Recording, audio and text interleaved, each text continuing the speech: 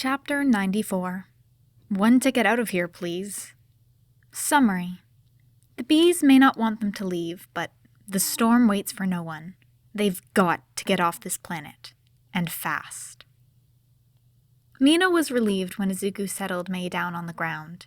It wasn't often she heard the inventor swear, so her cry caused Mina's heart rate to skyrocket. She should have considered Mei didn't have formal training scaling walls like they did. It was so easy to forget that Mei wasn't formally a part of 1A, with how close they'd gotten. "Which way now?" Ochako asked, as she handed Mina back her throwing knife. The passage had led them to a branch of tunnels that looked a little neglected. There was no golden honey dripping down the walls, only patches that had long since solidified. "Can anyone remember the direction of outside? 'Cause I definitely can't," Dinky said anxiously. Mei flipped her knife in the air and caught it with ease. "Nope. If we try and travel in a straight line for as long as possible, we should find our way out eventually." "Right." Izuku nodded determinedly. "Let's go." With that, they filtered into the middle tunnel at a light jog. They wound through barren tunnels for a few minutes before they came upon a tight passage. Even turned to the side, it was a tight squeeze, one that became a sticky squeeze partway through, as the honeycomb walls ceased to be empty. By the time Mina made it out to the other side, she was covered head to toe in honey, her hair especially being weighed down. Letting out a weary breath, Mina turned to where the passage had led. The group was standing on a ledge with a gaping drop before them, and on the other side was a wide open hole filled with blue sky. Problem was, besides the maybe 5-story drop in between them and the exit, there were more than a dozen bees that had all stopped what they were doing and turned to look at them. "Time to put that zero-gravity training into good use. Ochako?" Izuku said hurriedly as the swarm began its approach. The brunette wasted no time, brushing her fingers against everyone in the group, the familiar feeling of weightlessness coming to settle over Mina in an instant. At the same time, Ochako's faint pink glow lit her up like a light bulb. Blinking the pink spots out of her eyes, Mina swiped her hand against a particular part of her costume, activating the propulsion controls. "Don't forget the fins!" Mei grinned as she glided through the air. Mina let out a burst of pressurized gas that sent her into a twirl, stopping herself after a few revolutions. Her gaze flitted to the side, watching as the others shook loose the fins on their own suits. Dinky shook himself like a wet dog. Ochako ran her hands along the fin slots. Katsuki flicked his limbs rather violently. Mei spun like an out-of-control tornado, while Izuku kicked out his legs, resulting in a 0G backflip. The sound of buzzing drew closer, but they were ready. Mina boosted herself forward towards the closest bee, tilting her body at the last second so she slipped gracefully beside it. The next was upon her almost immediately, but Mina didn't stop, just let her spiral momentum carry her over it. And so she went, weaving around the swarm of bees, fuzzy hair occasionally brushing against her nose as she cut a tight turn. The buzzing chorus crescendoed as she shot towards the tempered blue sky of the exit, but at this point, she was going too fast for any of them to reach. Air buffeted against her as she breached the exit of the hive. Letting the fins catch on air, Mina turned herself around midair, looking back as the other 5 crossed the threshold after her. "We made it!" she cheered, as their collective momentum carried them away from the hive. It was just then a dark flash in the distance, and a familiar, high-pitched screech echoed through the air. "Back to the fucking ship!" Katsuki ordered. "Can you hold up your quirk until we get there, Ochako?" Izuku asked, eyeing the approaching storm front with dread. "If that's what it takes to not get caught up in that nightmare?" "Yes."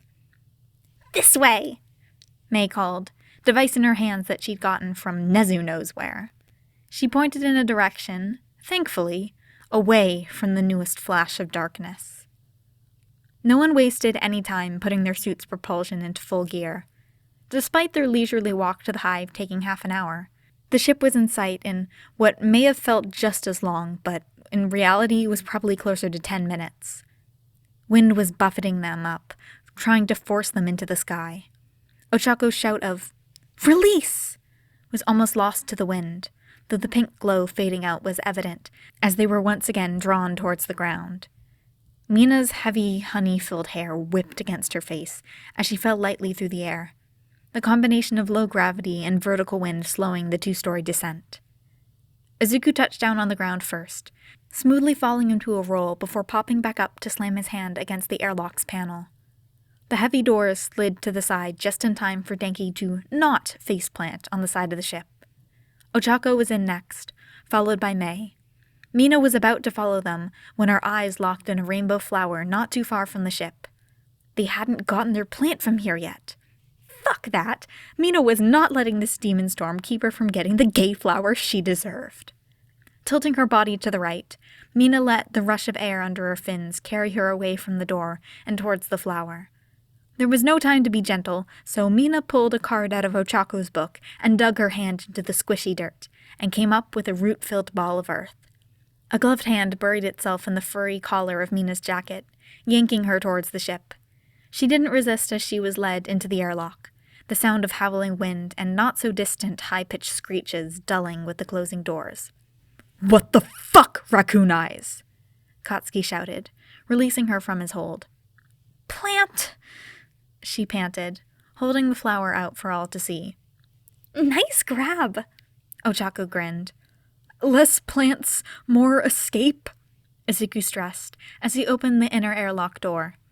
Denki was right beside him as they dashed for their seats, hands flying over the controls before they even sat down. Mina felt the ship raise up, adjusting her center of gravity as she made for the countertop that acted as her seat more often than not. Darkness flashed outside the window, very much too close for comfort. "Buckle up!" Denki shouted. "This thing doesn't have seatbelts!" Mina rebutted, but the electric blonde was already pulling up on the steering. Her grip was knuckle-white on the countertop as they shot up and up, shooting through the cloud cover with a wet thunk.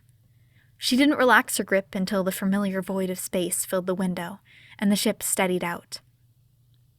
"Well, that was fun," Ochako said, cheeriness not hiding the nervous undertone. "All in favor of banning Ochako from picking planets to stop at for the foreseeable future?" Denki said, raising his hand in the air. Mina was quick to follow along with Izuku and Katsuki. Mei just sat there, and at Denki's raised eyebrow, she just said, "Be secrets." A breathy chuckle escaped Mina's throat. Mei really was something. "I don't know about you guys, but I am going to get cleaned up," Mina declared, touching a patch of honey only for it to follow her hand away. "I called first dibs on the shower, by the way." "No fair!" Denki whined, but Mina just stuck out her tongue and skipped towards the bathroom. There was no way she was getting her suit off as it was now, so she turned on the shower, hot water splashing against her gloved hand. Ah, one of the many advancements of space, not needing to wait for the shower water to get hot. She sidestepped back towards the mirror, one hand already on the belt around her jacket. The strip of fabric was thrown into the running shower, followed by her jacket. Wearily, she brought her hands up to run through her hair, but before they could get far, they were brought to a stop. At first, Mina thought they just got stuck in the honey, but then, a soft buzzing sound and something moved in her hair. "Guys!"